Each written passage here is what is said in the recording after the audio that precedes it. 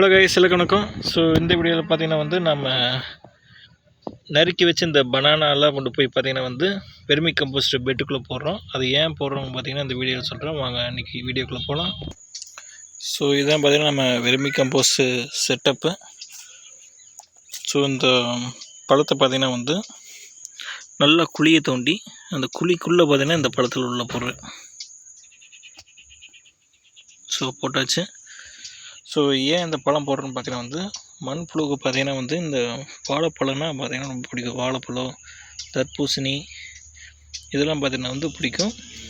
அதுக்கு பிடிக்காதது என்னென்னு பார்த்தீங்கன்னா சிட்ரஸ் ஃப்ரூட்டு, அதாவது எலுமிச்சம்பழம், கொழுமிச்சங்காய், இந்த பைனாப்பிள் இதெல்லாம் பார்த்தீங்கன்னா நீங்கள் போட்டிங்கன்னா அது பிடிக்காது. அதை சாப்பிட்டு செத்து போயிடும். ஸோ அதனால் பார்த்தீங்கன்னா சிட்ரஸ் இல்லாமல் மீதி என்ன இருக்கோ அதெல்லாம் பார்த்தீங்கன்னா போட்டுருங்க. இப்போ எதுக்கு நான் இந்த இடத்துல குழி உடச்சி போட்டிருக்கேன்னா, இப்போ இந்த பெட்டில் பார்த்தீங்கன்னா எனக்கு தேவையான மண்புழு பார்த்தீங்கன்னா இல்லை. ஸோ இதுக்கு பார்த்தீங்கன்னா 1 கிலோ அளவுக்கு பார்த்தீங்கன்னா மண்புழு விடணும். நான் பார்த்தீங்கன்னா ஒரு 1/2 கிலோ அளவுக்கு தான் விட்டுருக்குறேன். ஸோ அதனால் பார்த்தீங்கன்னா அது என்ன பண்ணுறேன்னா, அதெல்லாம் என்ன ஆச்சுன்னு பார்த்தீங்கன்னா இந்த வெர்மி கம்போஸ்ட் தயாராகிறதுக்கு லேட் ஆகுது. அதாவது 45 நாள் ஆகிருக்கு. இன்னும் 45 நாளை தாண்டி இன்னும் போயிட்டுருக்கு. ஸோ இன்னும் பார்த்தீங்கன்னா உங்களுக்கு தெரியும், இது எல்லாமே பார்த்தீங்கன்னா கெட்டியாக இருக்குது. இன்னும் ரெடி ஆச்சு பண்ணிக்கணும்னா அது கொஞ்சம் கருப்பாக மாறிடும். ஸோ இன்னும் ரெடி ஆகலை. ஸோ நான் என்ன பண்ணிக்கன்னா, இந்த மாதிரி பழத்தை இங்கே போட்டு குழியை பறிச்சு உள்ளே போட்டுருக்குறேன்.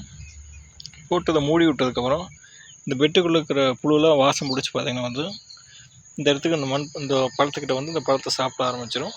சாப்பிட்டு அங்கேயே பார்த்தீங்கன்னா 2-3 நாள் இருக்கும்போது பார்த்தீங்கன்னா அங்கேயே பார்த்தீங்கன்னா குட்டி போட்டு நிறைய முட்டையை விடும். ஸோ அது மூலிமா பார்த்தீங்கன்னா உங்களுக்கு நமக்கு பார்த்தீங்கன்னா இன்னும் நிறையா பார்த்தீங்கன்னா மண்புழு பார்த்தீங்கன்னா இங்கேயே கிடைக்கும். நம்ம புதுசாக வாங்குறதுக்கு இங்கேயே பார்த்தீங்கன்னா மண்புழுவை நாம் உருவாக்கிக்கலாம். நீங்கள் அப்படியே விட்டிங்கன்னா மண்புழு அங்கேயும் தனியாக இருக்கும். அது குட்டி ஓட்டு லேட் ஆகும். ஸோ இது மாதிரி ஒரே இடத்துல பார்த்தீங்கன்னா குழியை பறித்து பழத்தை போட்டிங்கன்னா எல்லாத்தையும் கொண்டு நமக்கு ஈஸியாக பார்த்தீங்கன்னா நிறையா குட்டிகள் கிடைக்கும்.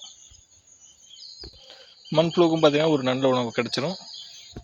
நான் இதை பார்த்திங்கன்னா ஒரு நாளைக்கு சாயங்காலம் பார்க்கலாம் மண்புழுலாம் இந்த சுற்றி வந்துருச்சு இல்லையான்னு. ஏன்னா நான் இங்கே தோண்டும் போது பார்த்திங்கன்னா இந்த மண்புழு இல்லை. அதனால் அந்தளவுக்கு பார்த்திங்கன்னா மண்புழு விட்டுருக்குறேன். நான் பாதி அளவுக்கு தான் விட்டேன். ஸோ அதனால் பார்த்திங்கன்னா மண்புழு இங்கேயும் தான் இருக்குது. ஸோ நாளைக்கு நம்ம இதை மறுபடியும் பறித்து பார்க்கலாம். பறித்து பார்த்ததுக்கப்புறம் தெரியும் மண்புழு எவ்வளோ வந்திருக்குன்னு. ஸோ இதை நம்ம மூடி விட்டுருவோம், ரொம்ப வேண்டாம். ஓகே, மறக்காமல் பார்த்தீங்கன்னா பெட்டு நல்லா ஈரமாக வச்சுங்க. அப்போ தான் பார்த்தீங்கன்னா புழு உற்பத்தி ஆகி உள்ளே இருக்கும். இல்லைன்னா பார்த்தீங்கன்னா வெயிலுக்கு செத்துரும். ஸோ மறக்காமல் பெட்டெல்லாம் ஈரமாக இருக்கணும். வாங்க நம்ம நெக்ஸ்ட் வீடியோவில் பார்க்கலாம். அதாவது நாளைக்கு சாயங்காலம் அந்த வீடியோவில் பார்க்கலாம் மண்புழுலாம் சாப்பிடுதா இல்லையான்னு.